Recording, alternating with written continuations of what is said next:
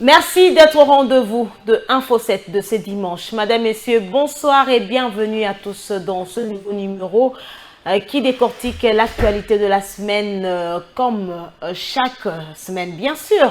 Et aujourd'hui, nous recevons une fois de plus pour vous Maître Arlette Odia, qui est donc de collectif pour le développement et l'unité du Congo. Maître Arlette Odia est également membre du Front commun pour le Congo, plateforme politique chère à Joseph Kabila Kabange, ancien président de la RDC.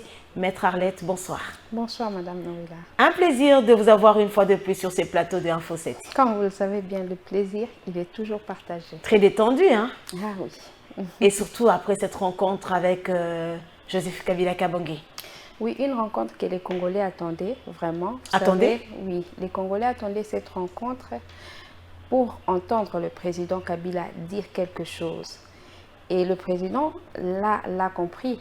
Il a dit, oui, hein, c'était au moins pour une première fois, on l'a entendu dire quand même quelque chose. Oui, il a expliqué le sens de son silence. Il a dit qu'il voulait laisser le temps au temps, d'une part.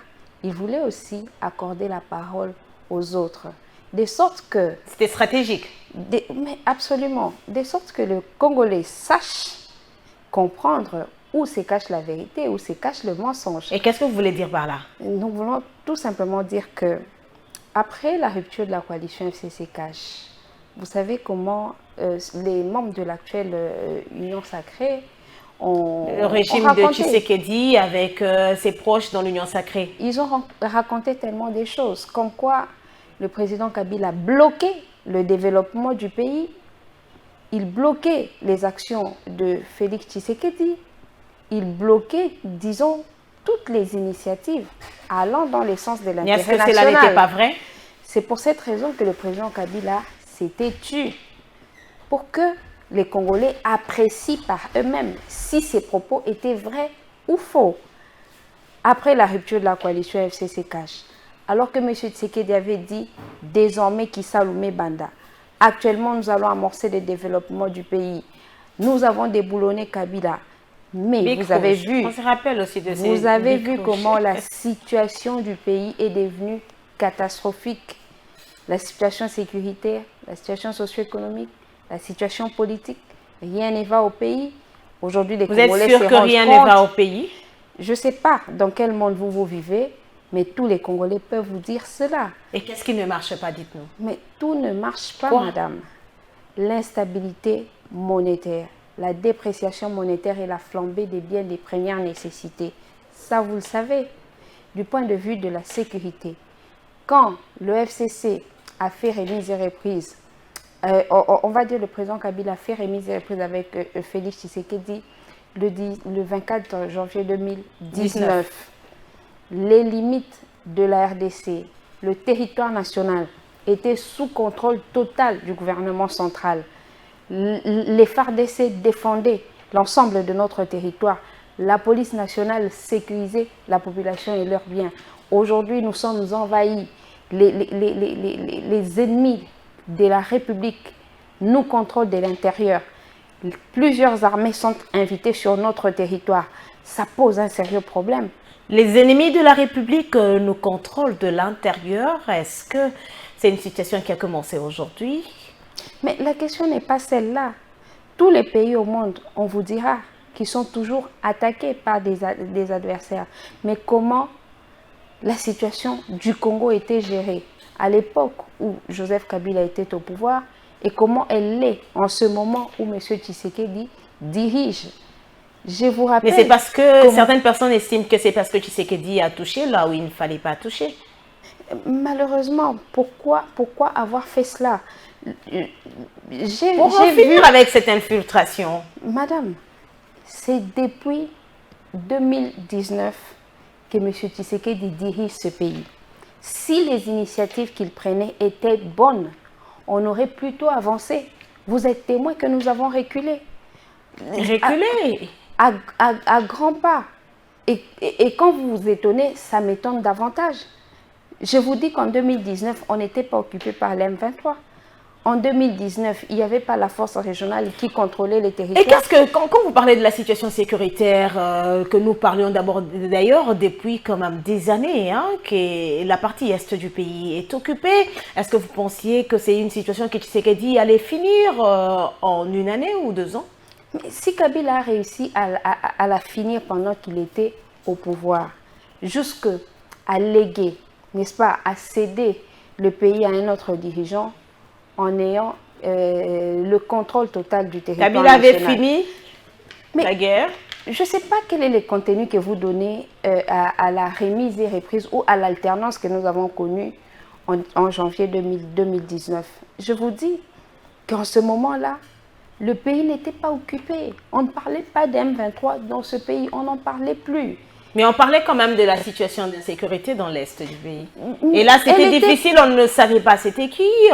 On ne pouvait même pas citer le Rwanda comme on le cite aujourd'hui, comme un pays agresseur. Mais à quoi ça sert de citer les Rwandais comme si c'était une chorale et ne pas amener la solution aux problèmes de sécurité que nous avons? Mais il fallait quand même avoir le courage de citer l'agresseur du pays. Le président Kabila le faisait toujours.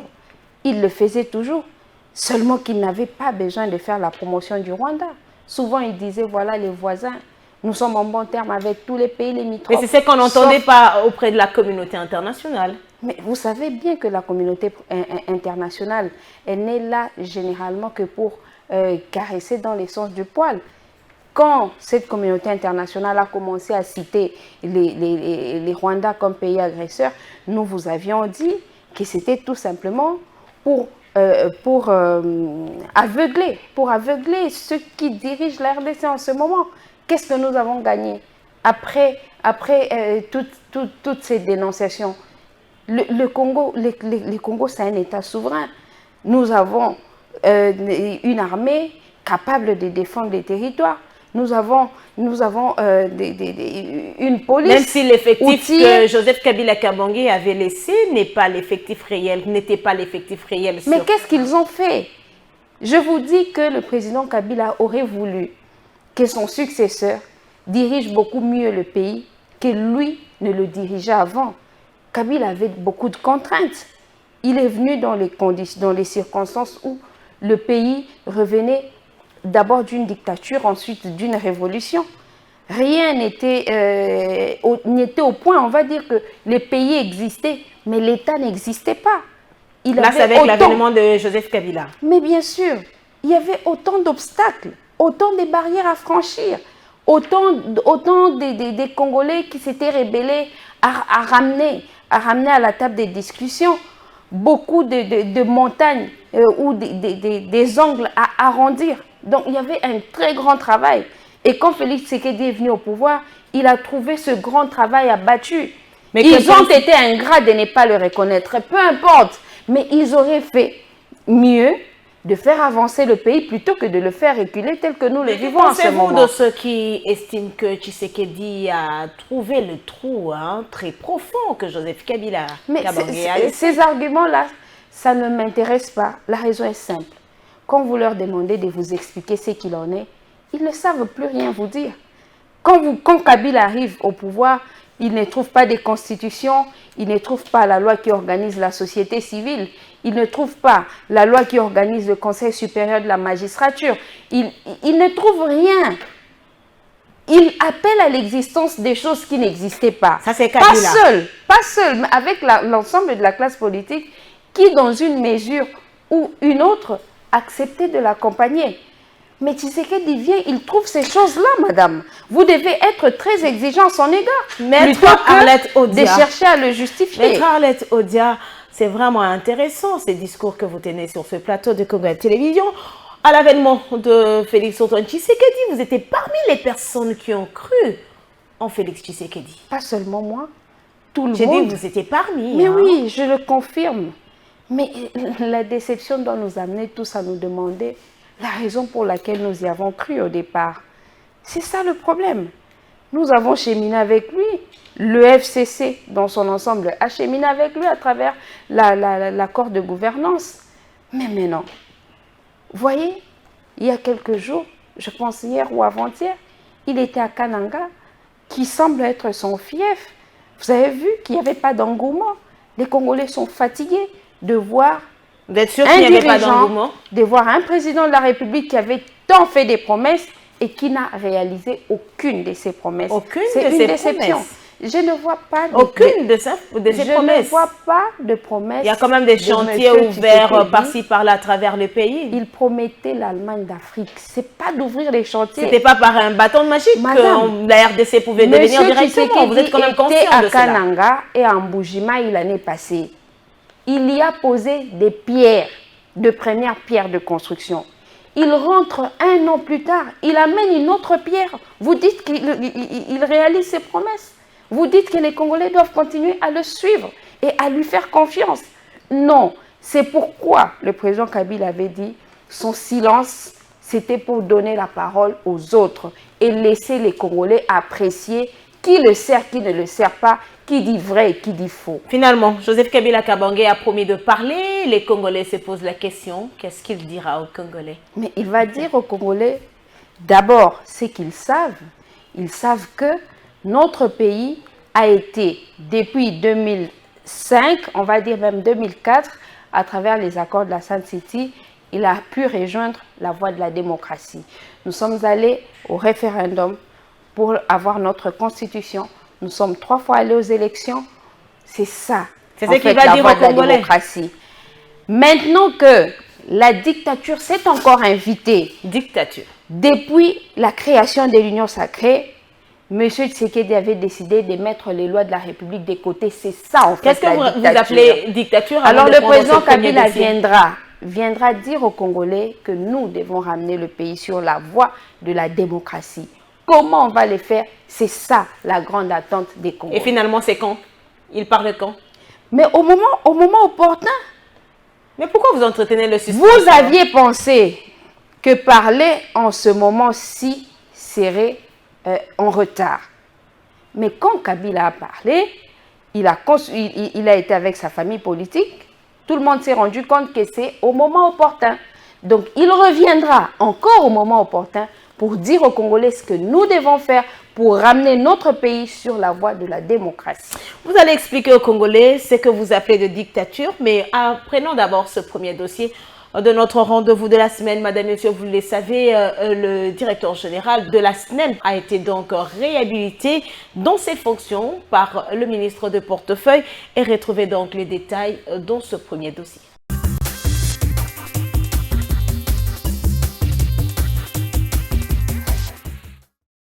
Déclenchant des cris et des chansons qui traduisent leur indignation, ces militants d'Alliance pour le changement, parti cher à Jean-Marc Kabound, exigent la libération de leur président.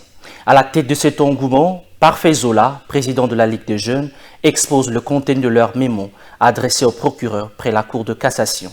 Monsieur le procureur général, veuillez exécuter l'assignation en raison surveillée de l'honorable Jean-Marc Kabound et ensuite mettez définitivement fin aux poursuites judiciaires à sa charge. Car, par son point de presse du 18 juillet 2022, notre président national vous avait dénoncé des faits évidents devant vous permettre de l'approcher a priori comme un potentiel renseignant et non comme un infracteur hasardeux.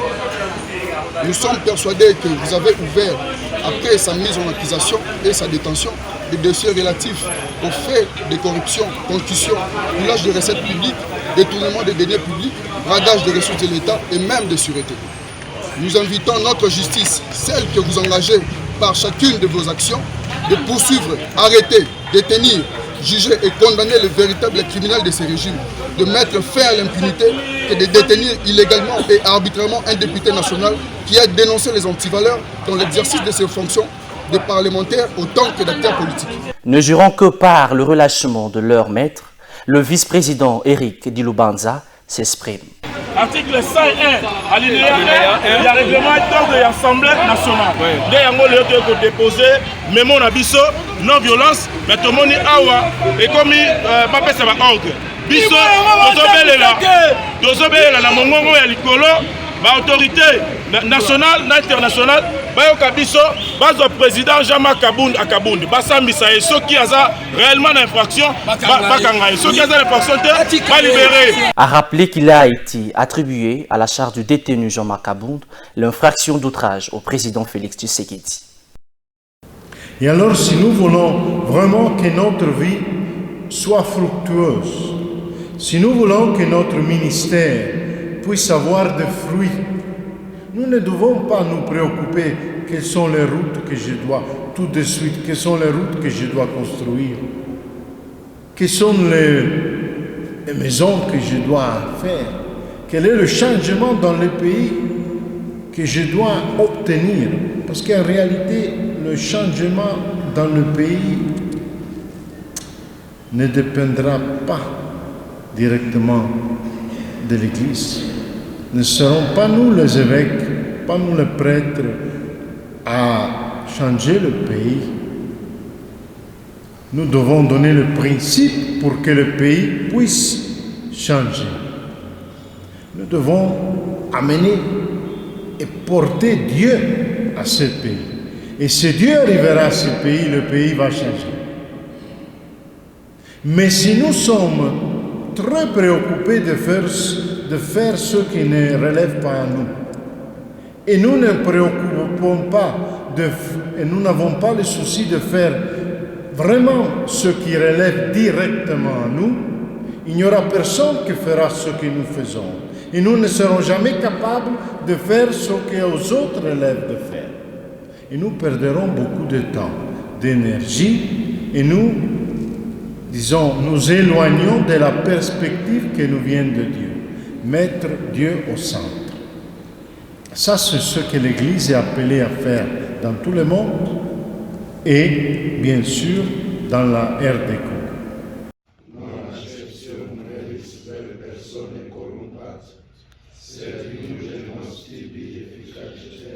C'est le dernier jour de l'Assemblée plénière.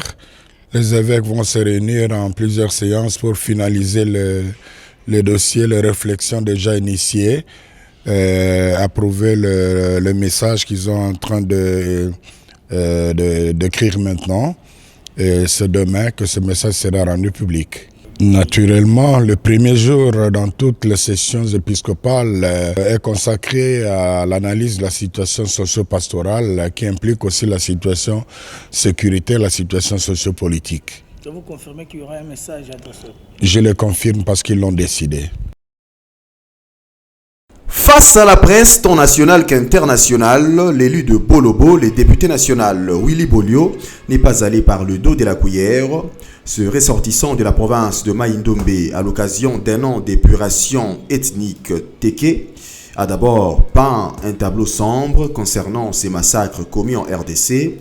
Il a ensuite fustigé la non-prise en charge de plusieurs déplacés en rapport avec ces exactions. À ces sujets, l'inaction du gouvernement devient criante pour ses députés nationaux. S'agissant de la présence du chef traditionnel zombie dans ce coin du pays, Willy Bolio parle d'une efficacité sans précédent. Moi, je ne le connais pas personnellement.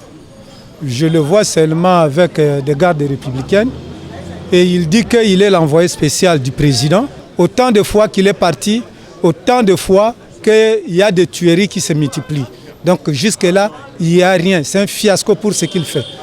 Parce que dans l'entretemps, ceux qui étaient sortis, au lieu de les amener à justice, on les a envoyés dans l'armée. Donc on va leur faire porter l'uniforme pour qu'ils viennent terminer leur mission d'épuration. C'est ça notre crainte.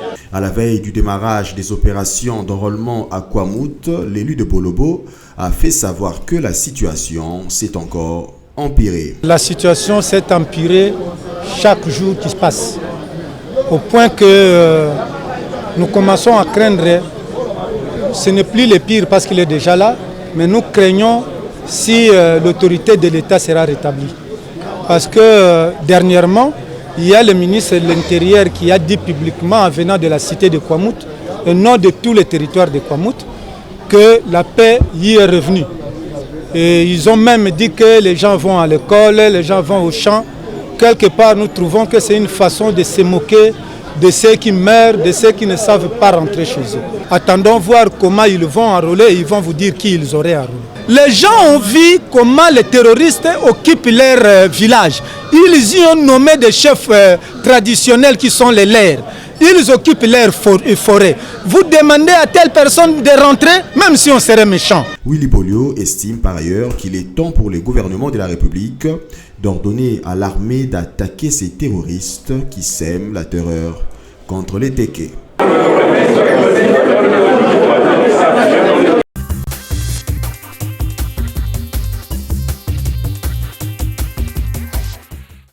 Maître Arlette Odia, vous avez parlé de la dictature.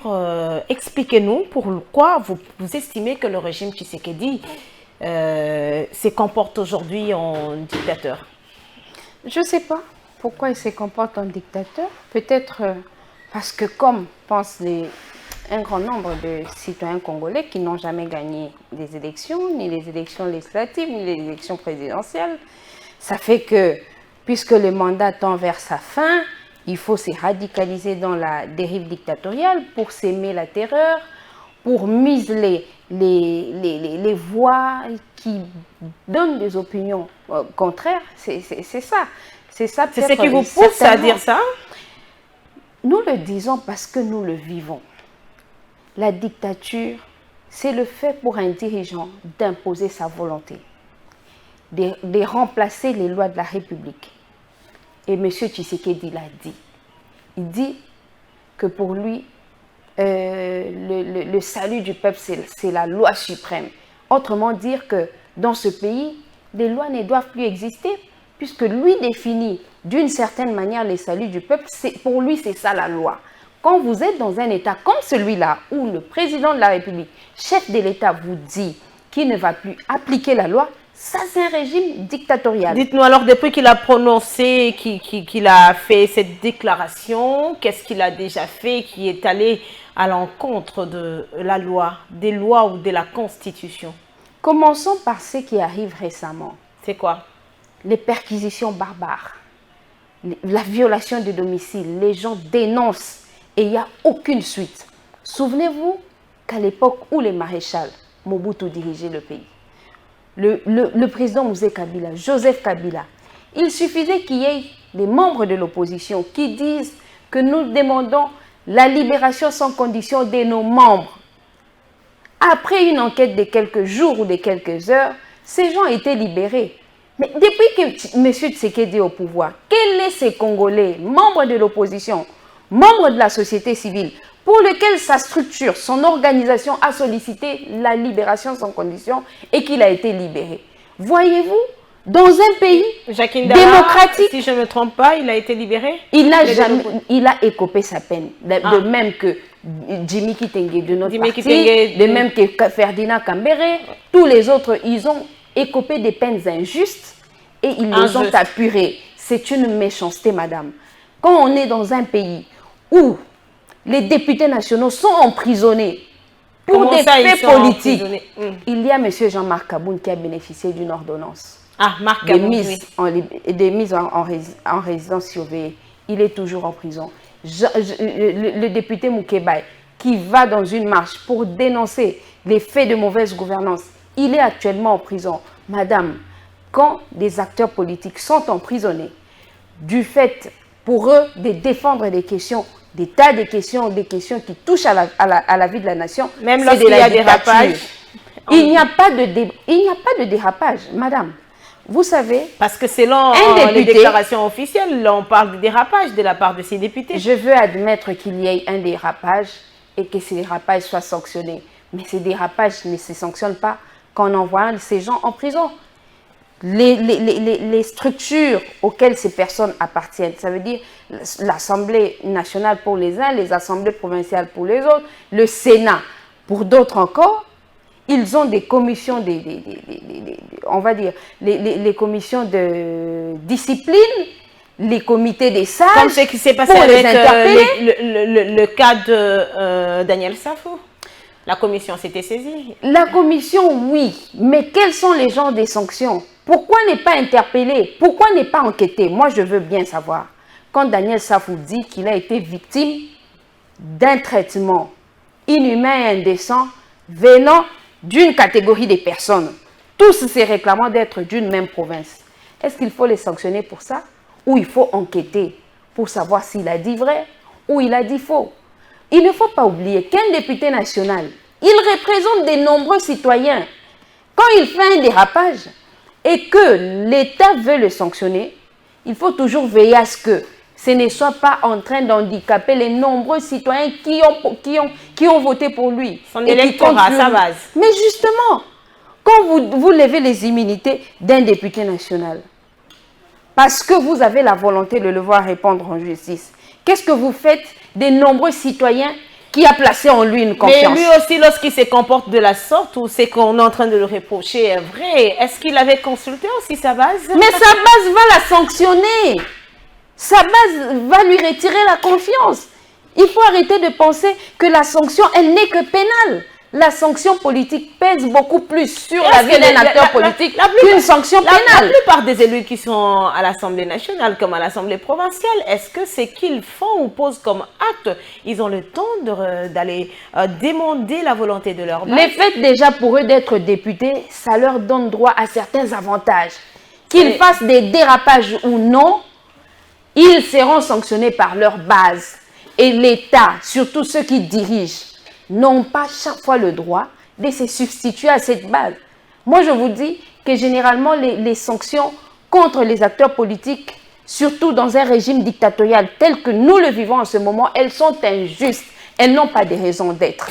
Parlant de la réhabilitation du directeur général de la SNEL, vous l'aviez appris certainement. Comment est-ce que vous avez accueilli cette nouvelle? Nous l'avons accueilli, bien sûr, comme un État tout à fait désordonné, où on ne sait pas comment les décisions se prennent, comment les décisions se retirent. Désordonné, donc il y a un désordre quelque part. Nous avions dit la même chose quand l'ancien président de la Cour constitutionnelle était nommé. On avait dit que c'était en violation des lois de la République.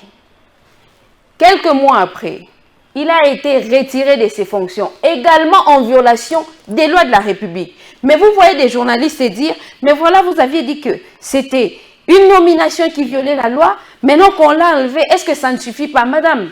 Et les décisions qui se prennent et celles qui se retirent doivent l'être au respect. Dans la légalité, doivent respecter ce que disent les textes du pays. Au respect des procédures, au respect des lois, au respect des principes. On a vu monsieur le directeur général de la SNEL être déchu de ses fonctions alors que tous les Congolais, par l'Assemblée nationale, la représentation nationale, alors que tous les Congolais disaient que les problèmes d'électricité que nous avons au pays, ce n'est pas ce monsieur qui en est le responsable. D'ailleurs, il venait à peine d'être nommé. On a dit que c'était injuste, cette décision. Voilà que madame le ministre du portefeuille vient réhabilite le monsieur également en violation de toutes les lois de la République. Mais on ne sait pas, il nous amène où? Nous avons besoin d'un État qui fonctionne convenablement. Nous n'avons plus besoin de ces genres de populisme. Maître Arlette Odia, vous l'aviez souligné, c'est madame le ministre portefeuille qui l'a réhabilité. La décision a été prise par la Chambre basse du Parlement. Dites-nous, ce n'est pas, selon vous, ce n'est pas Adel Kaïnda qui devait prendre cette décision. Alors, qu'est-ce qui devrait se passer? Qui a capacité ou compétence de réhabiliter le directeur général? Moi, je vais aborder la question autrement. Okay. Je vais plutôt vous dire que la mission première d'un gouvernement, c'est de résoudre les problèmes fondamentaux de la population. Dans le secteur de l'électricité, il faut identifier les problèmes. Pourquoi les Congolais n'ont pas accès à l'électricité? Pourquoi ils n'ont pas accès à l'eau? Il ne faut pas chercher des têtes à couper. Il faut creuser, chercher le vrai problème qui se pose dans ces secteurs. Mais la Chambre basse a aussi la mission parlementaire qui est de contrôler, non? Cette Chambre basse a raté plusieurs rendez-vous de faire du bien à notre population. Vous n'allez pas nous dire qu'aujourd'hui on doit l'applaudir parce qu'elle a sanctionné les directeurs généraux de la SNEL. Quand le problème des rames s'était posé, vous aviez vu comment l'Assemblée nationale s'était comportée quand les Congolais ont manifesté leur désapprobation par rapport à leur salaire, de 21 000 $. Vous avez vu comment ils se sont soutenus? Ils se sont soutenus pour défendre les Jeeps Palisade.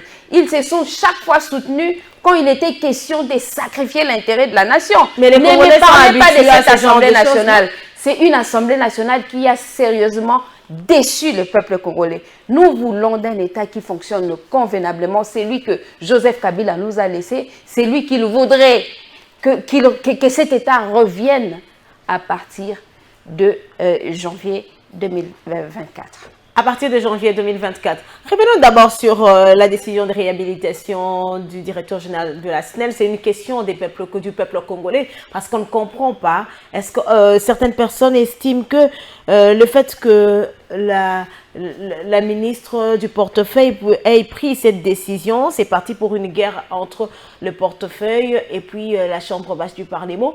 Vous êtes une personne de droit, vous connaissez bien ce que dit le texte. Dites-nous dans ce cas, qu'est-ce qui devrait se passer?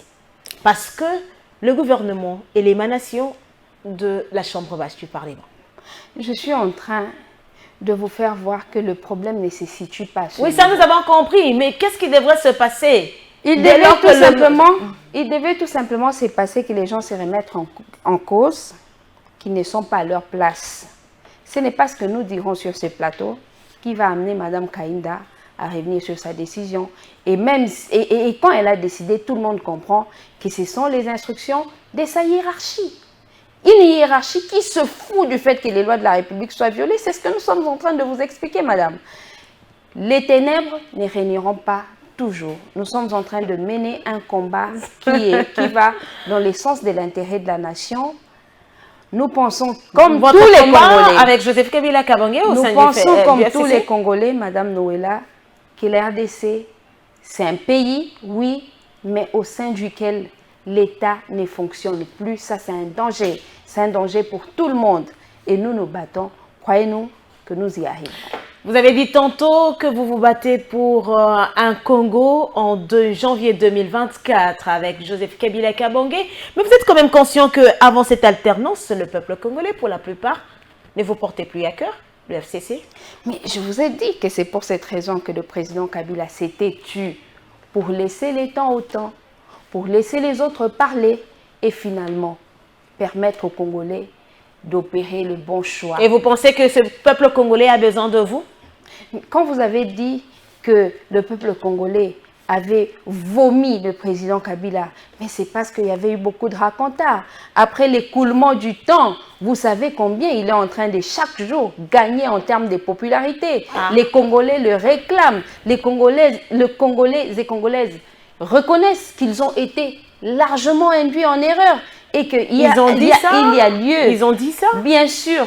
Par quel moyen? Par quel mécanisme? Par plusieurs moyens. Vous voyez comment les Congolais suivent le président Kabila quand il apparaît. Je vais vous faire voir quelque chose. Dans nombreux pays d'Afrique, tout comme dans le monde, après l'alternance, après la révolution, disons carrément, après une passation de pouvoir, qu'elle soit pacifique ou armés, les anciens présidents ne vivent pas dans ces pays. Joseph Kabila, après l'alternance, il a continué à vivre directement dans son pays. Mais ça veut dire qu'il n'a pas de choses à se reprocher. Ça veut dire qu'il est en communion parfaite avec sa population. Comme certaines personnes le disent, il ne peut pas aller ailleurs. Mais pourquoi ne pas pouvoir aller ailleurs? Parce qu'il est dans les viseurs. Non, comment? Vous avez vu comment ses collaborateurs, bon, les ministres Emmanuel Ramazani Shadari, ministre on a levé les sanctions contre Shadari et Kalev Moutonde. Et alors, le président... L'Union européenne a levé les sanctions. Oui, madame. C'est pour vous dire que sa stratégie était la bonne. Aujourd'hui, les Congolais sont beaucoup plus matures qu'ils ne l'étaient hier et avant-hier. Ça, c'est vrai. Nous sommes en train d'avancer dans la bonne direction. Ceux qui n'y croyaient pas, en ce moment, ils croient.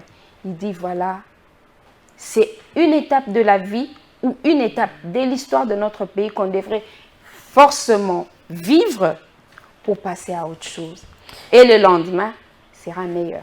Madame, Messieurs, prenons à présent ce deuxième dossier. Vous le savez bien que Franck Diongo a été, donc, les services de renseignement ont mis la main sur lui parce qu'il a été, il semblerait, bien sûr, qu'il a été cité plusieurs fois dans l'affaire Salomon Escadilla, un proche du président de l'Ensemble pour la République, Moïse Katumbi Tchapri.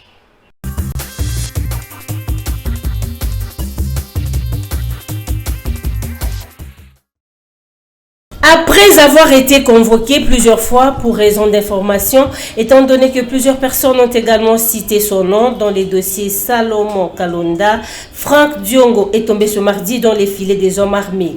Accusé de complicité, le président du parti politique Mouvement Lumumbiste et Progressiste a été plus d'une fois contacté par les services de renseignement pour écouter sa version de faits, mais sans succès. Ces derniers trouvaient toujours des excuses pour ne pas répondre, et cette attitude n'a pas laissé le choix au service de sécurité.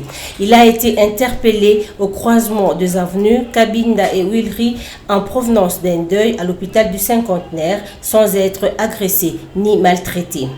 Rappelons que le conseil spécial de Moïse Katumbi, Salomon Kalonda, se trouvant déjà entre les mains de la justice, est poursuivi pour incitation des militaires à commettre des actes contraires au devoir et à la discipline, détention illégale d'armes et atteinte à la sûreté intérieure de l'État. Et Franck Diongo est accusé de complicité dans cette affaire. Présentement, il serait déjà à la DEMIAP.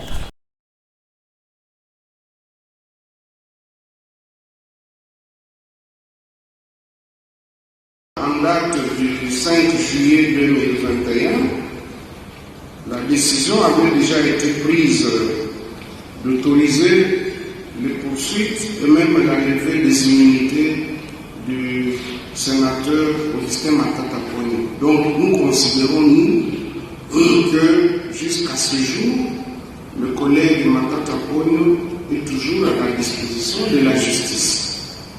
D'ailleurs, dans le dossier concernant les biens aérianisés, nous n'avons pas encore été notifiés quant à la suite réservée à ce dossier. Est-ce qu'il a été classé sans suite ou bien le dossier est en cours? En tout cas, nous ne sommes pas encore saisis, d'où nous estimons que nous n'avons pas à ce stade à nous prononcer une seconde fois. Nous avons pensé que comme le collègue est à la disposition de la justice, il revient à la justice de lui poser toutes les questions nécessaires, de l'interroger et de poursuivre l'instruction du dossier. Donc, même si le collègue était là, aujourd'hui, il n'est pas été question de dire que nous réautorisons. Non, pour nous, il n'a pas encore recouvré les immunités. Il est encore à la disposition de la justice suite à la décision du 5 juillet 2021.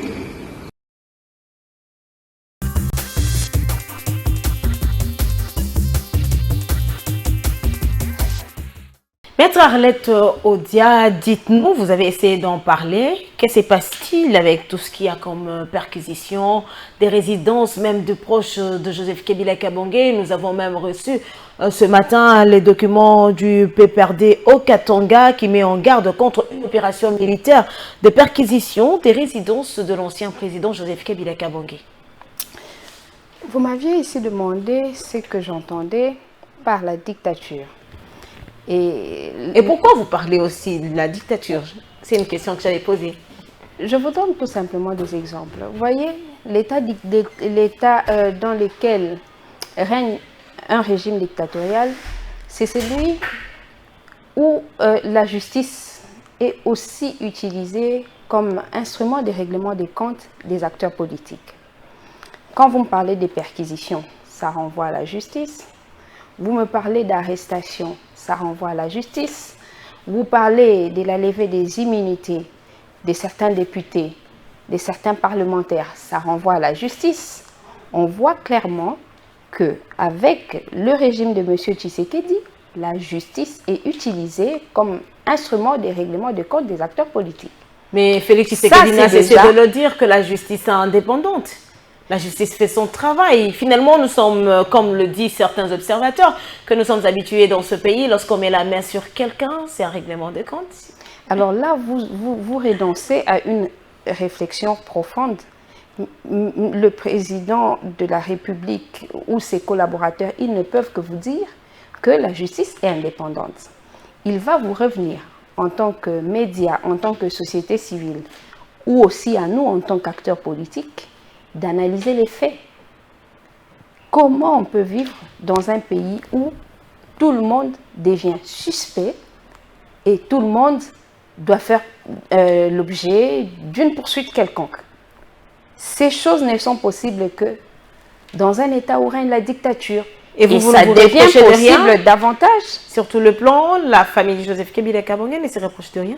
Une perquisition a été faite dans la maison du secrétaire national Douni Akilanga de notre parti. Avez-vous appris qu'il y a des armes ou des objets compromettants surpris dans sa maison? Non. Le secrétaire permanent du PPRD avait été contraint à libérer sa maison. Après, les services sont allés perquisitionner cette maison. Avez-vous entendu qu'il y avait des éléments compromettants? Non. La Fondation Musée a connu la même barbarie. La résidence ou le bureau de service de l'honorable Zoé Kabila a connu la même chose. Avec la Fondation, est-ce que c'était une perquisition où on s'est réveillé le matin, on s'est rendu compte que cette fondation a été visitée? Ça a été le même mode opératoire. Ça, c'est d'une part. D'autre part, après la dénonciation, l'État ou le gouvernement ou même les instances judiciaires n'ont pas annoncé que des enquêtes devraient se poursuivre.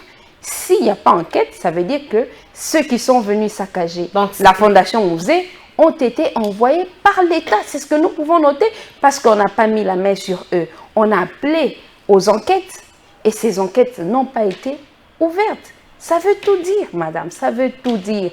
Nous sommes dans un État où la justice est désormais utilisée comme un instrument pour régler des comptes aux acteurs politiques.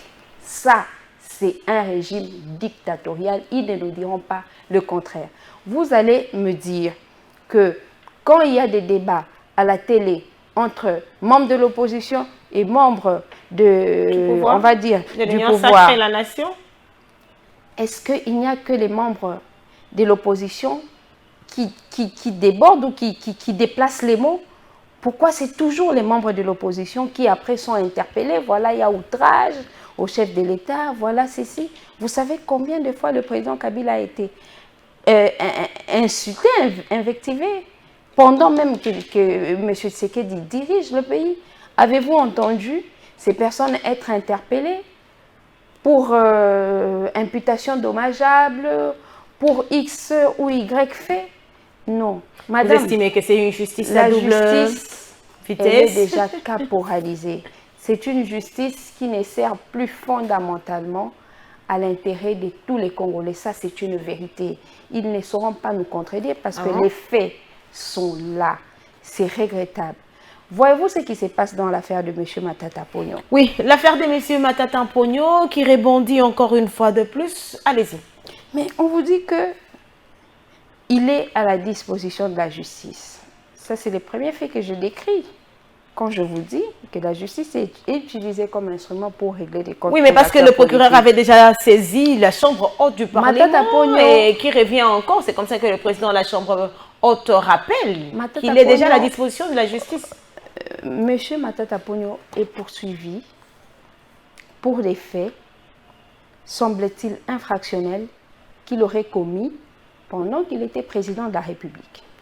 Pendant qu'il était Premier ministre.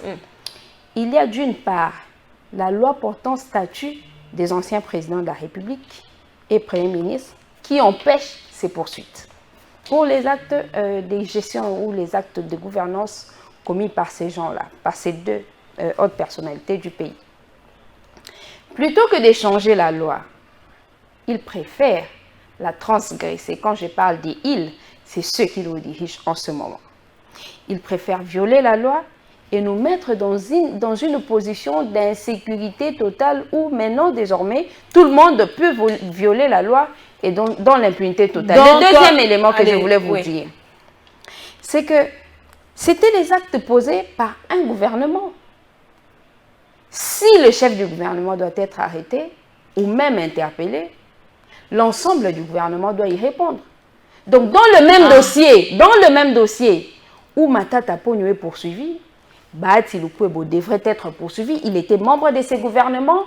Tous les autres ministres du gouvernement de Matata Ponyo doivent être des complices ou des co-auteurs dans le dossier où Matata Ponyo est poursuivi. Donc, ici, vous relevez deux faits.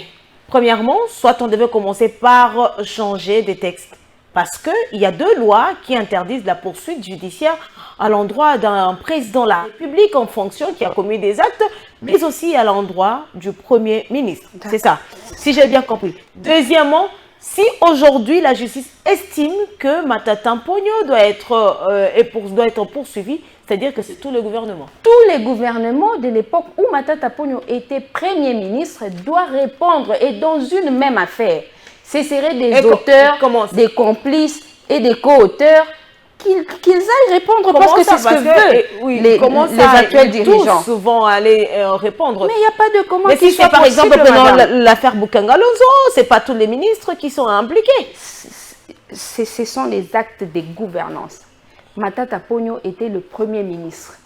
S'ils tiennent à le poursuivre en justice, je suis convaincue que beaucoup de Congolais, en dépit de ce que prévoit la loi portant statut des anciens premiers ministres et présidents de la République, il y a beaucoup de Congolais qui vont accepter que ces poursuites se fassent. Alors, restons cohérents, restons logiques. Poursuivez à la fois le chef du gouvernement et tous les membres de ces gouvernements. Le faire qu'à l'endroit d'une seule personnalité, madame, on ne va conclure qu'au fait que la justice est utilisée comme instrument des règlements des comptes aux acteurs politiques de l'opposition. Mais c'est lui le numéro 1 du gouvernement. Oui, mais c'est lui qui reçoit. Non, mais c'est lui qui reçoit de l'argent. Mais c'est lui qui prend le Ce n'est même pas lui qui les dépense. Non, je dis, quand il signe, ce n'est pas lui qui va dépenser, mais c'est lui qui a la vision. Quand on met le taux aujourd'hui, nous allons prendre l'actuel gouvernement, tous sont dans la vision du gouvernement, Sama le connaît. Et quand on cite Sama le connaît, vous voulez dire qu'on doit prendre même l'actuel ministre du genre, famille, c'est ce que vous... Il était membre du gouvernement, madame. On doit rester cohérent et rester logique. La difficulté que nous vivons en ce moment, c'est le fait de ne pas faire une différence ou un distinguo entre la responsabilité politique et la responsabilité pénale. En tant que chef du gouvernement, il n'engage même pas de dépenses. Oui. Je ne sais pas si ça a changé avec M. Sama Lukonde. Il n'engage pas de dépenses. Non, ce n'est pas le Premier ministre qui engage des dépenses. Et ce n'est pas lui qui engage des dépenses. Et s'il y a des projets qui n'ont pas réussi, je suis d'accord qu'il peut engager sa responsabilité politique. C'est à sa base, c'est au peuple congolais de le sanctionner et de ne plus jamais lui confier une responsabilité quelconque. Mais quand il faut y aller plus loin pour parler de la responsabilité pénale, il faut interpeller jusqu'à la dernière personne qui engage des dépenses. Donc il faudrait qu'on nous fasse un procès, peut-être des 400 ou des 500 prévenus, où il y a à la fois le Premier ministre, il y a les membres du gouvernement, il y a les DG, les PCA, ainsi de suite. Comme ça, le Congolais aura le cœur net. Juste politiser une affaire où les Congolais veulent voir clair, connaître la vérité. Mais est-ce que je suis contre le fait que les Congolais voient clair? Vous ne pensez pas qu'en poursuivant le Premier ministre et l'ensemble de son gouvernement et tous ceux qui ont eu à engager des dépenses, ça donnerait beaucoup plus de lumière aux Congolais? Il va suffire qu'une seule personne seulement soit poursuivie? Non. Vous avez tenté de parler de droit, le respect du texte. Je pense que la justice est dans cette démarche-là. Voilà pourquoi on commence avec Matata Ponyo. Le respect des textes, premièrement, devrait les empêcher d'exercer ces poursuites parce qu'il y a une loi qui l'interdit. Mais finalement, qui dit vrai? Parce que certains disent que oui, ce sont toujours les gens de droit qu'ils nous disent oui, exactement, il peut être poursuivi. Madame, la question, elle est d'abord politique. Il faut d'abord trouver des solutions politiques avant de chercher des solutions juridiques ou judiciaires. Et puis, ça c'est pour les faits qui sont passés. Qui sont passés. Mais aujourd'hui, que les Congolais ont été victimes du détournement de l'argent des RAM, de l'argent de projet Tchilégelo, projet 100 jours. Plusieurs premières pierres de construction ont été posées par-ci et par-là. Ces projets n'ont jamais commencé. Le projet des 145 territoires, on ne sait pas à quel niveau il se trouve. Les projets de construction du port de Banana, on ne sait pas à quel niveau il se trouve.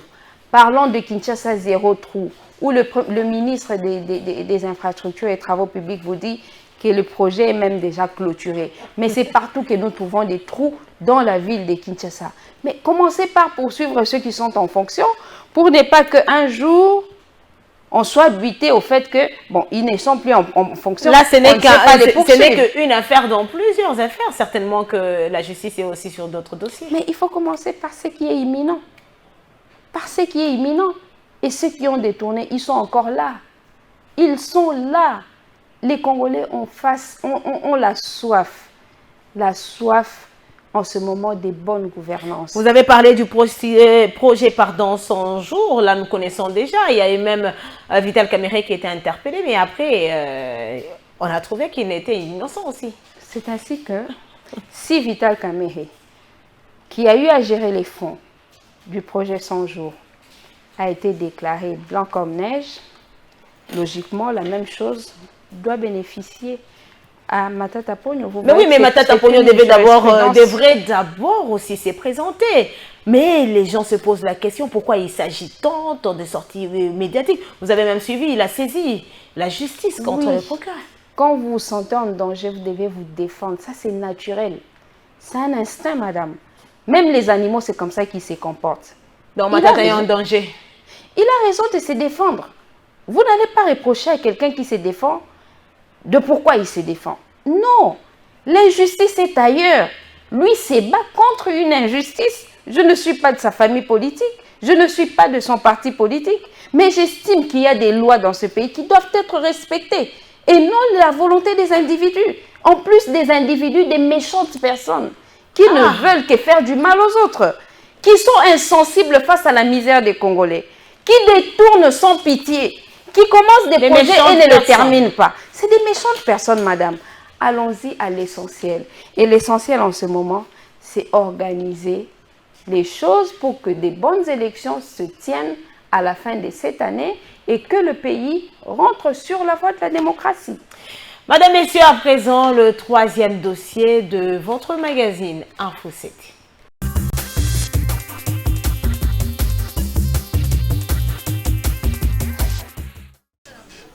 Naye kotuna Tshisekedi Félix Boye biso tosepelaki makasi ndenge ozwi mokonzi ndenge yo ozwi mokonzi biso nyonso tosepeli mpona nini Kabila akangi Frank, Mobutu akangi Frank, Kabila ya mwana akangi Frank. Me yo ye kokanga Frank lisusu ndenge nini? Yo zo boya ye ndenge nini? Oya kokanga ye. Me sikoyo na ngai, na mumbali na ngai, toza na pasi na kati ya ndako ya Frank. Yende azolesta biso. Yende azomema biso na hôpital. Papa soko yo kei ero yo kokuta mumbali na ngai azanga gravement na ndako. Esikoyo mutoni na akokene na biso na hôpital. Bino bozwe mutuka na ye bokangi. Bozwe ye moko bokangi. Mesikoyo nana akokene na biso na hôpital.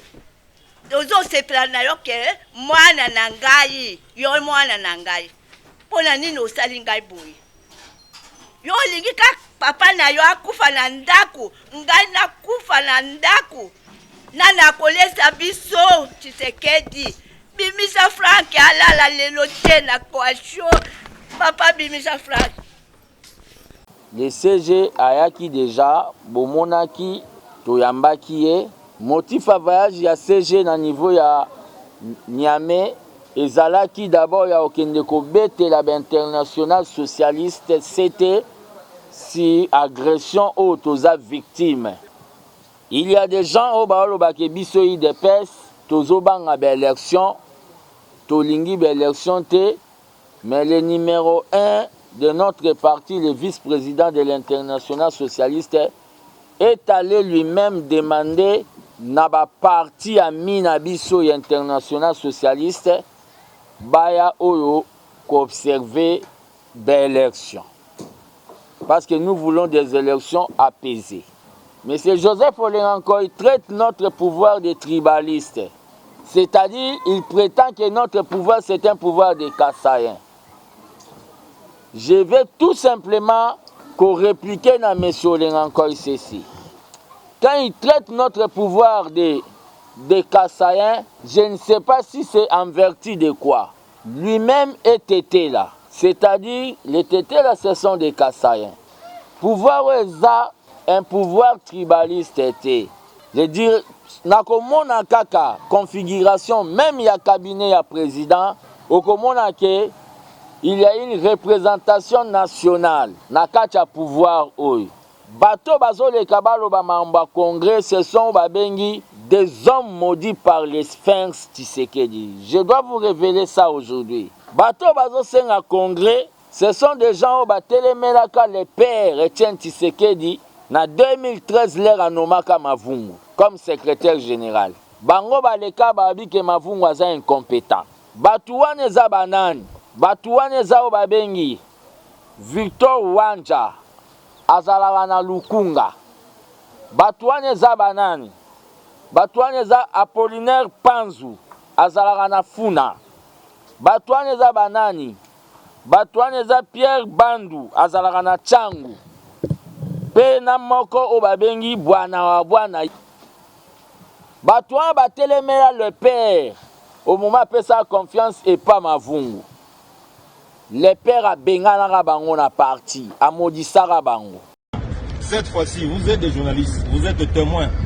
Vous allez aussi vérifier si cette justice est juste, si cette justice est équitable.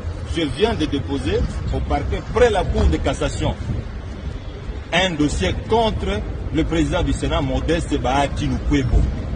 Si cette justice, dont il se vante en complicité avec le procureur général près la Cour constitutionnelle, est juste, nous allons voir comment le procureur près la Cour de cassation va initier ce dossier pour que nous tous nous sachions l'évolution de ce dossier. Monsieur Bahati Lukwebo tombe sous les coups de l'article 180 du Code pénal qui exige à ce que toute personne exerçant les charges publiques ne puisse pas poser des actes qui ne sont pas conformes à la loi. Il n'a plus à démontrer. Depuis 2 ans, il viole la Constitution, il viole le règlement intérieur, il s'arrange en complicité avec le procureur général pour pouvoir attendre que la session et la plénière aillent en congé, qu'il pose des actes qui sont inacceptables de la hauteur d'un président du Sénat. On appelle ça, mesdames et messieurs, la chambre de sages. Où est-ce que vous avez déjà vu un président de la chambre de sages tricher? Où est-ce que vous avez déjà vu un président de la chambre des sages frauder? Mais c'est inacceptable. Lorsque on prostitue une institution comme le Sénat, c'est inacceptable. Voilà, mesdames et messieurs de la presse, les 2 points que j'avais à vous communiquer.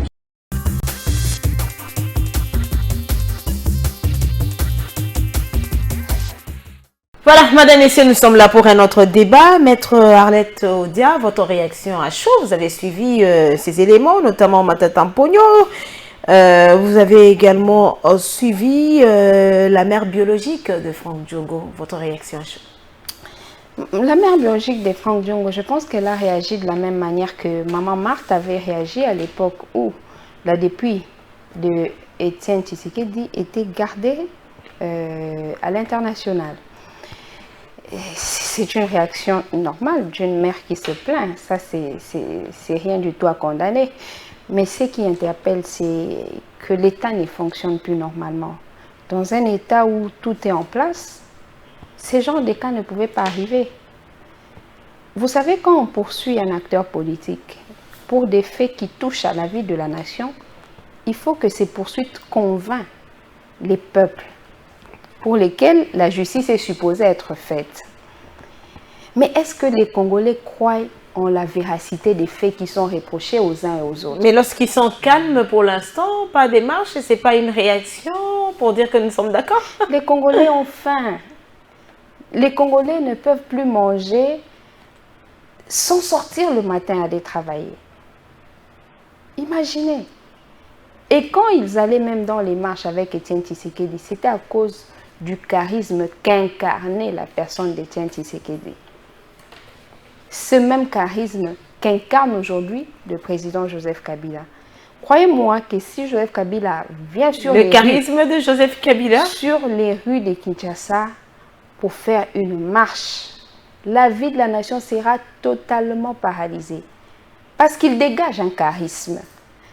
Mais ce charisme de Joseph Kabila n'est pas le charisme de Franck Diongo. C'est pas la même chose. C'est pas la même chose avec Mike Mukebai. Pas la même chose avec Matata Ponyo ou encore Jean-Marc Kabound. Mais ceux qui aujourd'hui animent l'État doivent se rendre compte que une injustice faite aux uns, c'est une menace faite à tout le monde. Pourquoi ils se sentent à l'aise quand les gens souffrent? Quelqu'un qui exige sa libération, vous le poursuivez pour des faits qui ne convainquent personne. Et vous continuez à le maintenir en prison. Mais vous savez quand même que la justice a aussi des secrets que le peuple congolais ne connaît pas, et surtout aussi le service de renseignement. Mais les faits sont d'abord politiques. C'est même pour cette raison que, une fois que M. Salomon Escadel avait été interpellé, l'instance judiciaire avait fait une conférence de presse. Parce que les faits sont d'abord politiques. Donc, il faut une communication permanente. Quand à la base les faits sont politiques, ça veut dire que même cette justice est supposée être faite pour l'intérêt des populations. Et ces populations doivent être mises au courant. Mais de quoi il s'agit? Parce que la population peut estimer certains faits bénins ou d'autres graves. Est-ce que toutes ces poursuites dirigées contre tous ceux-là qui sont poursuivis pour atteinte à la sûreté de l'État, ainsi de suite, est-ce que ça convainc les Congolais? Ça ne les convainc pas. On n'en a pas besoin. Ils doivent arrêter d'abîmer les tissus sociaux.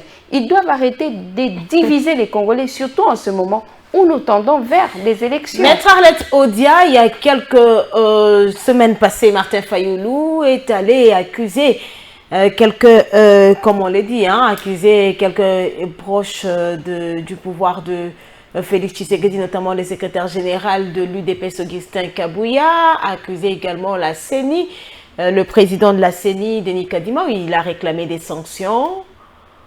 Comment est-ce que vous trouvez la démarche de Martin Fayoulou, même si on dit qu'il n'y a pas eu de suite favorable? Est-ce que plus de 60 ans après, la RDC doit toujours se tourner vers l'extérieur pour trouver son salut? Il faut seulement se demander le pourquoi de cette démarche. Quand on ne sait plus trouver gain de cause au pays, on a cette tendance naturelle et logique de les chercher en dehors du pays. Et quand les citoyens commencent à chercher des solutions en dehors du pays, c'est plutôt les dirigeants qui devraient se remettre en cause.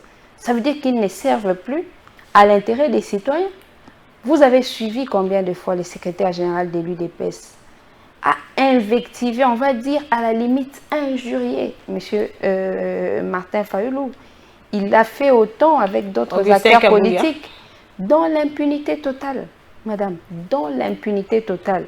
Et le citoyen qui se sent en insécurité, du fait qu'il peut être victime des actes répréhensibles, et quand il dénonce au pays, personne ne l'entend parler, personne ne l'écoute, personne ne vient, ne vole à son secours. Mais il va les faire en dehors de nos frontières.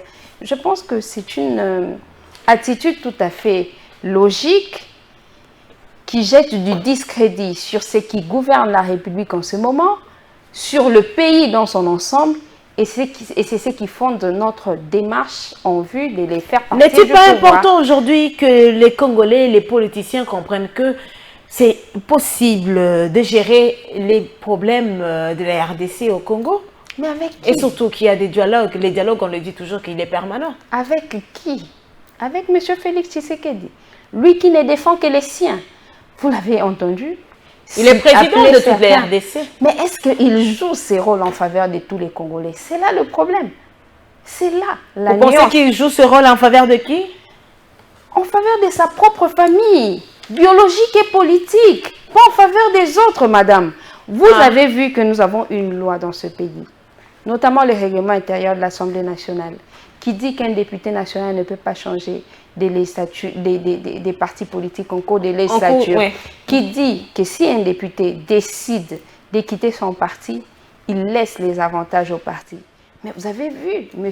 Liaou quitter le PPRD avec le siège à l'Assemblée nationale du PPRD et l'amener à l'UDPS dans une impunité totale. Avez-vous entendu les instances de l'UDPS lui dire que cela est illégal?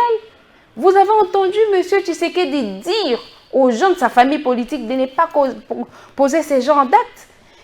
Noir sur blanc, l'actuel président de la République ne défend que l'intérêt des siens, pas l'intérêt de tous les Congolais. C'est un danger permanent. C'est ce qui fonde la démarche de tous les citoyens qui veulent des bonnes élections en vue de leur départ. Démission de Jean-Claude Vwemba à la tête de l'Assemblée provinciale du Congo central. Tout cela, je voudrais d'abord vous dire que la politique rime avec la confiance mutuelle. Vous faites la politique, ou vous la faites, vous ne sentez plus que les uns et les autres vous font confiance, la meilleure des choses à faire, c'est de se retirer. Je comprends l'attitude du président de l'Assemblée provinciale du Congo central, mais je regrette quelque chose. Et qu'est-ce que vous regrettez? Je regrette que, en ce moment-ci, il n'existe plus de confiance mutuelle entre acteurs politiques. Voyez-vous comment les gouverneurs des provinces vivent désormais avec les vice-gouverneurs? Parce qu'ils savent qu'à tout moment, ces vice-gouverneurs peuvent être même avec utilisés. Les présidents des assemblées provinciales aussi. D'abord, les vice-gouverneurs, ils peuvent être utilisés pour évincer les gouverneurs, de sorte qu'ils viennent assumer leur intérim. Voyez-vous les modes de vie entre le gouverneur des provinces et les présidents des assemblées provinciales? Mais pire encore, entre les élus et leurs suppléants. Et tout cela avec l'accompagnement du pouvoir. Aujourd'hui, les suppléants sont en train d'évincer les députés nationaux. Comment on va vivre? C'est ainsi que le président Kabila a dit que le pays est divisé plus qu'il ne l'a jamais été de toute son existence. En tout cas, on ne sait plus se faire une situation qu'on n'a pas quand même vécue avec depuis l'avènement de Félix Tshisekedi. Pourtant, à l'époque, matin, midi, soir, on a des problèmes dans les gouvernorats. À l'époque, il y avait aussi des problèmes. Dans cette Assemblée nationale, il y avait aussi des problèmes. Mais il y avait des commissions des sages. Il y avait des commissions des disciplines. On vous accuse d'avoir géré tout ça dans la dictature aussi, comme vous accusez aujourd'hui. Pas dans la dictature, mais plutôt géré dans le sens d'apaiser le climat. Parce que nous sommes appelés à vivre ensemble.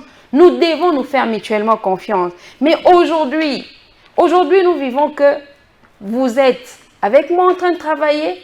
Il y a des gens qui viendront vous dire: arrête de travailler avec celui-là, ou Madame Odia ne travaille plus avec Madame Noëlla. Madame Noëlla, voilà, si tu ne travailles pas avec celle-là, voilà tel avantage que tu auras. C'est un danger. Avant de prendre ce dernier dossier de notre rendez-vous de la semaine, Maître Arlette Odia, que dit la loi? Aujourd'hui, nous avons des provinces sans gouverneur plus de 3 mois. Que dit la loi? Les cas du Lualaba. Non, mais il faut d'abord dire comment ces citoyens vivent. Je suis acteur politique. La première question qui me vient, c'est le bien-être de votre population. Le bien-être de la population. Est-ce que des citoyens peuvent vivre paisiblement dans une province où il n'y a pas de gouverneur? On a Madame Fifi Masuka qui est sur l'intérim depuis plusieurs mois. Pourtant, souvenez-vous que le président avait dit qu'avec des nouveaux gouverneurs, les provinces fonctionneraient mieux qu'avant. Pourtant, c'est faux. Et le président avait promis aussi des sanctions. Les 3 mois après évaluer. Voilà, chaque fois évaluer la gestion des gouverneurs, ainsi de suite, la conférence des gouverneurs. Ça sert à quoi? Les Congolais sont en train de souffrir, madame. Une souffrance indescriptible. Indescriptible. Mais en plus de ça, ils veulent s'aimer la terreur, ils veulent s'aimer la peur, ils veulent s'aimer la méfiance. Comment nous allons vivre ensemble? Les élus provinciaux du Tanganyika ont fait partir aussi la gouverneure, la dame qui était là, elle est partie aussi. Et on a ces genres de situations en certaines provinces et il y a des personnes qui estiment que tout a été mal prise en compte dans la Constitution de 2006. Ce n'est pas vrai. Nous avons l'une des meilleures constitutions d'Afrique. On venait de fêter ces 15 ans. Ce n'est pas moi qui le dis. La plupart des pays africains ont copié leur modèle sur les nôtres. Et certains partent même là pour dire que cette constitution ne peut pas permettre le développement de la RDC, mais aussi la stabilité des institutions. Comment nous nous sommes développés entre 2001 et 2018? Ah, vous pensez que la RDC est un pays développé? Mais bien sûr. Du point de vue politique, sur le développé. Non, madame. Du point de vue politique, nous sommes un État bien organisé. Seulement que M. Tshisekedi, avec sa formule comment il appelle, des déboulonnages, il a déstructuré l'État. Mais les lois de la République, elles sont là. Seulement que ceux qui dirigent ont refusé de les respecter. C'est ça qui nous amène dans tous ces problèmes. Madame, Messieurs, ce dimanche 25 juin 2023, la Commission électorale nationale indépendante a convoqué l'électorat pour la députation nationale. La situation sécuritaire en République démocratique du Congo, les points qui vont faire l'objet des discussions dans ce dernier dossier.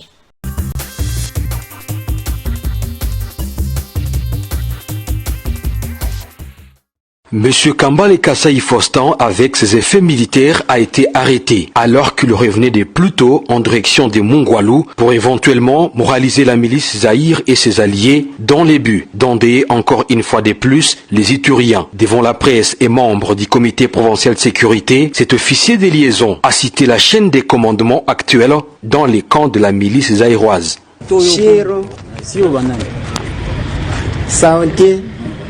Panamuta ingine jina Fabrice, mwingine ko Gautier, mwingine ko Marine. Ndio konongoza pale basoso pembe. Njo banani. Joba autodefense ya pale. Avec un ton ferme, plein de détermination pour défendre l'intégrité du territoire national, le gouverneur de l'Ituri et commandant d'opération, le lieutenant-général Luboyanka Chamadjoni, a implémenté les forces armées de la République démocratique du Congo qui se battent jour et nuit pour une cause noble. Et ce monsieur que vous voyez là a eu comme mission, je pense qu'il doit être quelqu'un chargé de morale et tout, il a eu pour mission d'aller déposer, vous voyez ces tenues là, cette tenue, parmi ces tenues il y a celle-là, cette tenue c'est une tenue que vous avez vue à Goma, que le M23 mettait. Et vous savez pourquoi ils ont mis ça? L'autorité provinciale a mis en garde tous ceux qui complotent actuellement pour attaquer la ville de Bunia. Nous avons toutes les informations. Venez, allez, vous allez encore attaquer Bunia. Venez arriver à Bunia. Parce que vous pensez que vous êtes fort. Et là, je parle à toute la population, toutes les communautés ituriennes. Je vous prends à témoin encore aujourd'hui. Parce que le jour où ça va arriver, le jour où ces gens-là vont oser, je ne voudrais pas que les gens commencent à dire des histoires, ah, vous savez, oh, massacre, ou ceci, ou cela. Là, vous êtes en train d'être prévenus. Pour l'heure, tous les actes macabres posés par les fauteurs des troubles et tireurs de ficelles sont documentés. Nous sommes en train de documenter, acte par acte, tous ces politiciens là où on voulait savoir s'ils étaient impliqués, on le sait maintenant qu'ils étaient impliqués. Lors de la présentation de cet officier de liaison entre les terroristes du M23 et la milice Zaïre, quelques Ituriens ont manifesté un sentiment douloureux. Clôture des travaux de la 10e réunion ordinaire du Conseil des ministres des pays membres du Centre régional de contrôle des armes légères et des petits calibres. Cette cérémonie marque aussi la passation de flambeau entre la RDC et le Kenya. Dans son speech, le vice-premier ministre et ministre en charge de l'Intérieur et Sécurité de la République démocratique du Congo est revenu sur la situation sécuritaire dans la partie est de la République démocratique du Congo. Le président sortant du Conseil des ministres du RECSA, Peter Kazadi, a déploré le fait que le Rwanda, pays voisin à la RDC, soit à la base de l'entrave à travers sa guerre dans l'Est, des efforts de la RDC et des autres États de la sous-région qui militent pour la réduction de la circulation illicite des armes légères et des petits calibres. Le gouvernement de la République démocratique du Congo a l'honneur de vous accueillir et vous souhaiter la bienvenue aux travaux du 10e Conseil des ministres des pays membres du Centre régional de contrôle des armes légères et des petits calibres dans la région du Grand Lac, de la Corne d'Afrique et des pays limitrophes. Prenant la parole, le président du comité consultatif technique du RECSA qui épingle les effets collatéraux du transfert illicite des armes légères et des petits calibres, a fait savoir que la République démocratique du Congo reste déterminée à mener ce combat jusqu'au bout. Il est donc plus qu'impératif que les États membres de notre organisation prennent un engagement ferme avec la révisitation des points focaux nationaux afin de continuer à travailler sur des solutions durables au problème de la prolifération illicite des ARPC et leur circulation illicite dans notre sous-région des Grands Lacs et contribuer ainsi activement à la restauration de la paix et de la sécurité dans l'ensemble de la sous-région et de booster le développement de nos États. Le Kenya prend la tête du Conseil des ministres des pays membres du Centre régional de contrôle des armes légères et des petits calibres pour un mandat de 2 ans. Notons par ailleurs que le pays de Paul Kagame, le Rwanda, reste le plus grand absent à 6 assises d'une importance capitale.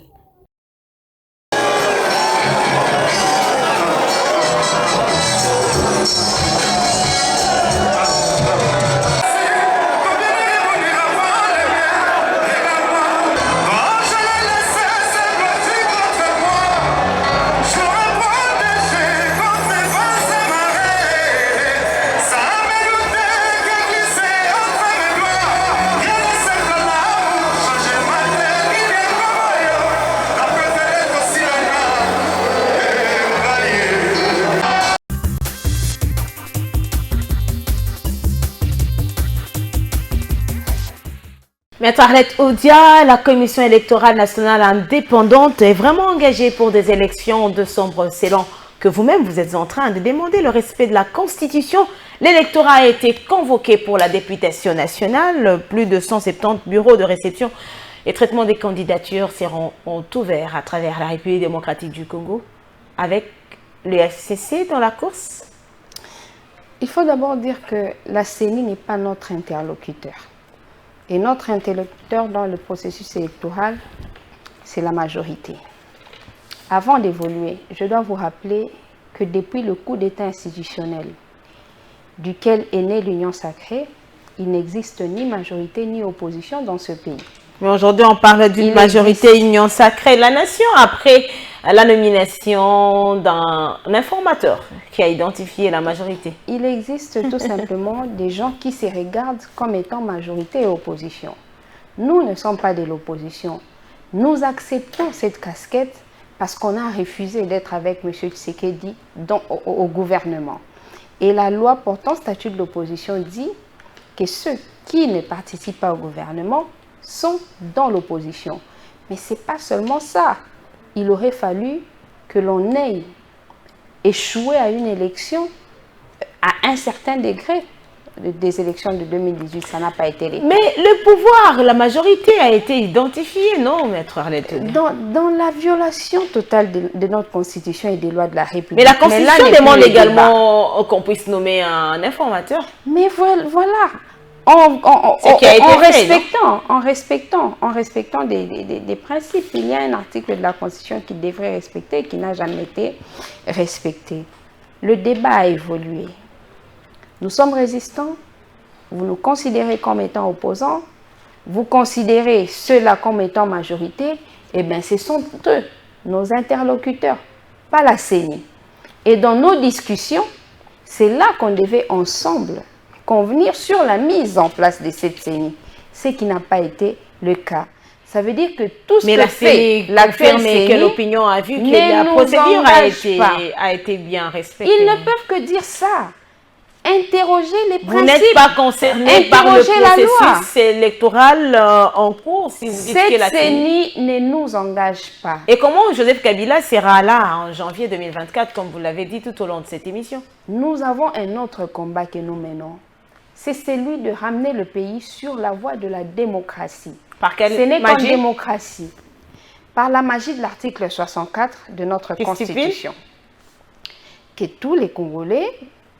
Ils ont droit, les Congolais ont droit de barrer le passage à un citoyen ou un groupe de citoyens qui prend le pouvoir par la force ou qui l'exercent en violation donc, des textes. C'est parti pour barrer le passage Nous allons barrer aux élections de décembre 2023. Pas aux élections, mais à ceux qui ne veulent pas que des bonnes élections se tiennent. Vous allez le faire, expliquez-nous. Qu'est-ce que vous allez concrètement faire?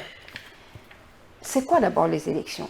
C'est une bataille politique entre les uns et les autres. Ceux qui veulent, n'est-ce pas, conquérir le pouvoir politique.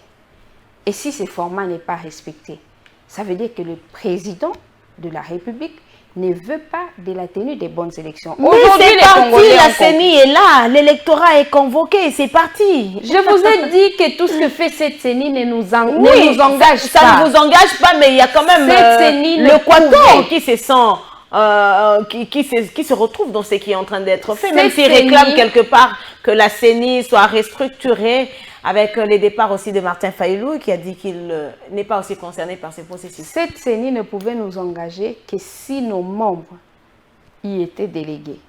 À partir du moment. Il n'est pas du FCC, Joseph Kabila. Il n'est pas du FCC, vous le savez. À partir du il est de l'opposition quand même.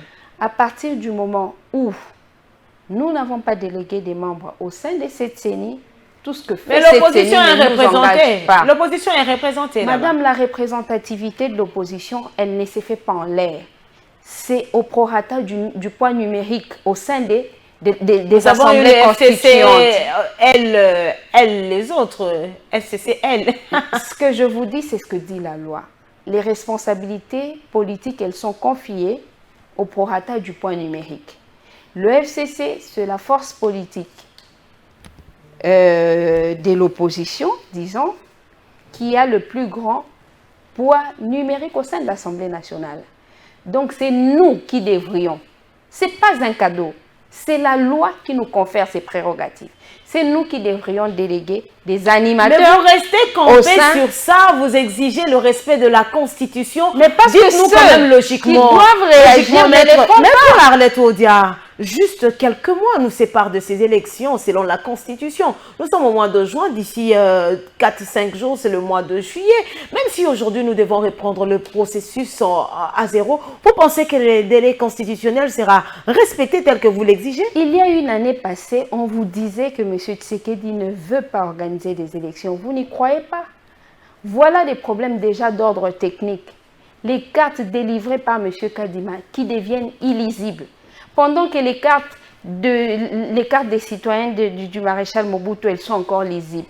Les cartes de 2006 sont lisibles. Celles de 2000... Les temps évoluent avec la technologie. Sont lisibles. Au temps du maréchal Mobutu, la technologie était autre. Ils avaient dit que M. Kadima était un expert. Un expert ne délivre pas des cartes qui deviennent illisibles un mois seulement après leur établissement. La CENI ne cesse de dire que le mot glissement. Est-ce que vous cherchez un dialogue? Dialoguer avec qui? Dialoguer avec qui et pourquoi? Il y a un peuple congolais qu'il faut respecter, madame.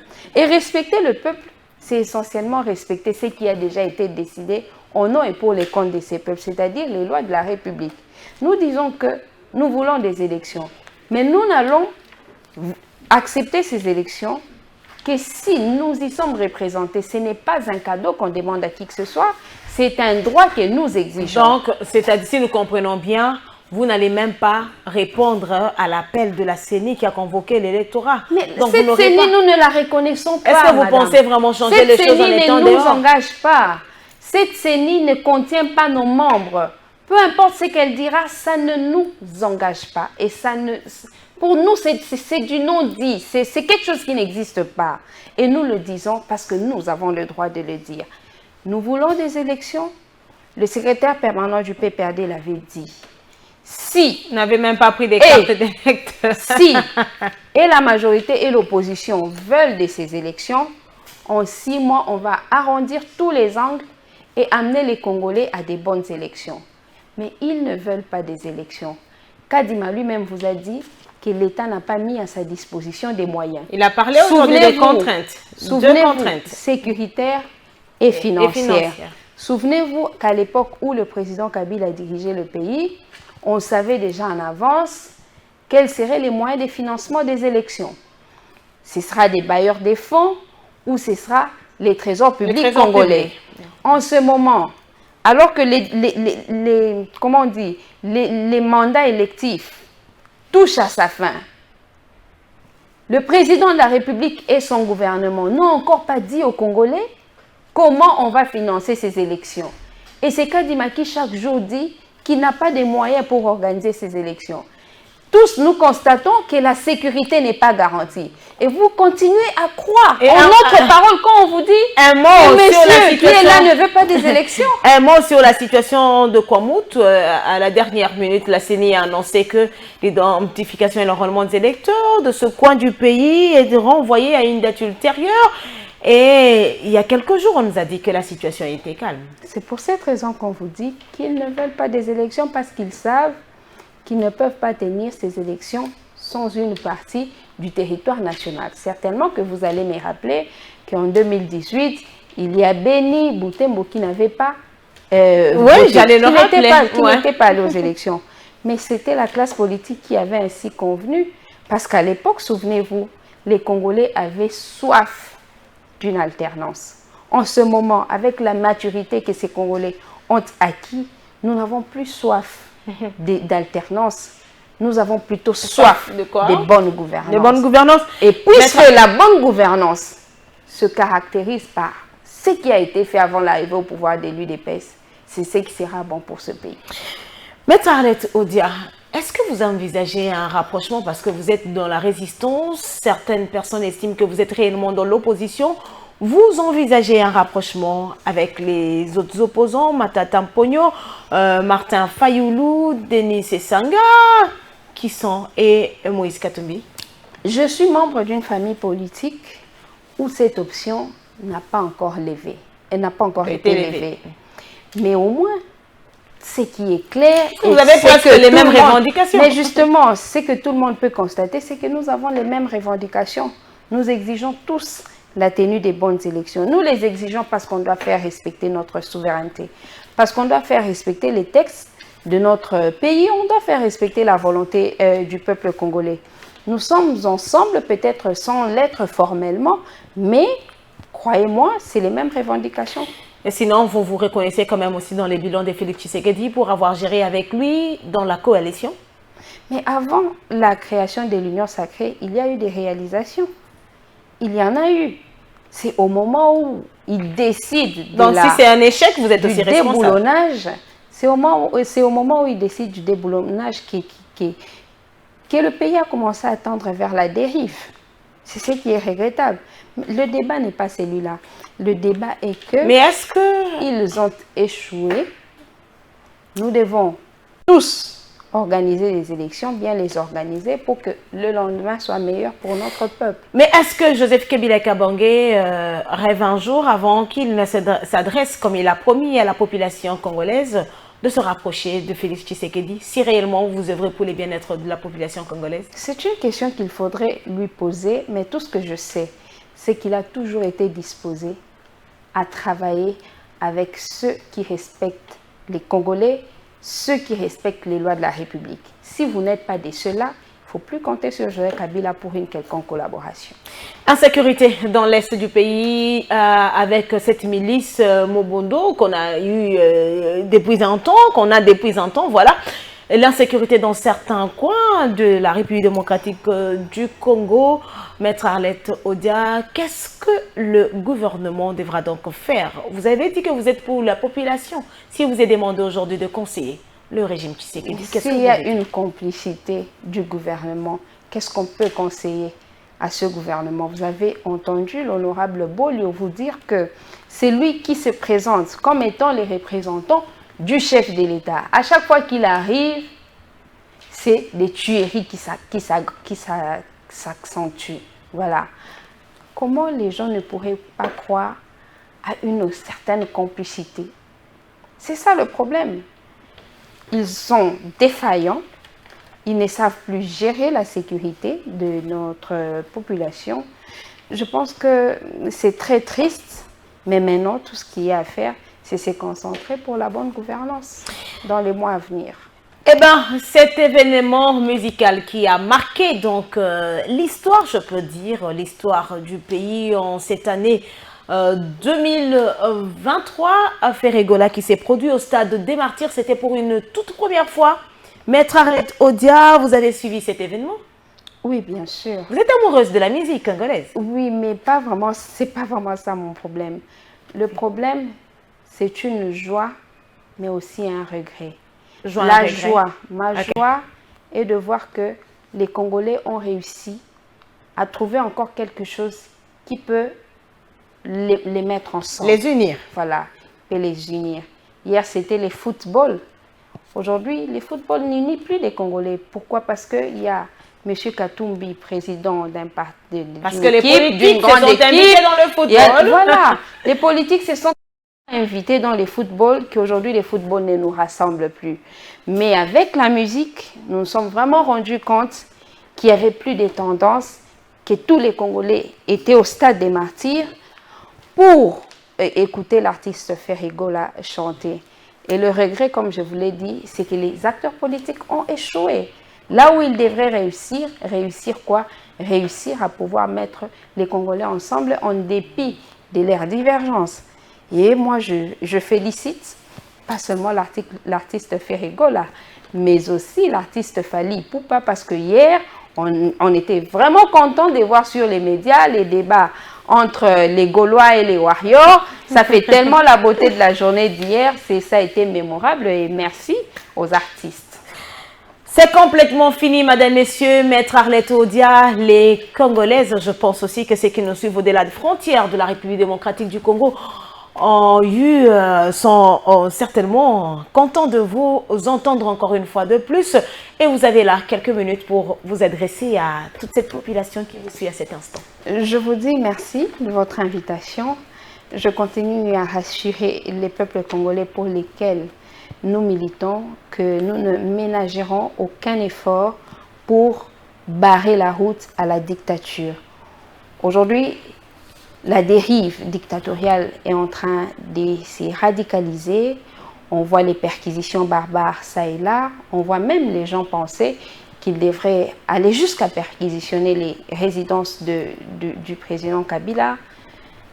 D'une part, on se reproche de rien, mais d'autre part, on exige le respect des droits fondamentaux de ces anciens présidents de la République qui est une légende, on va dire une icône pour notre pays. On doit rester mobilisé pour faire appliquer l'article 64 au cas où des bonnes élections n'auront pas été garanties par l'actuel pouvoir.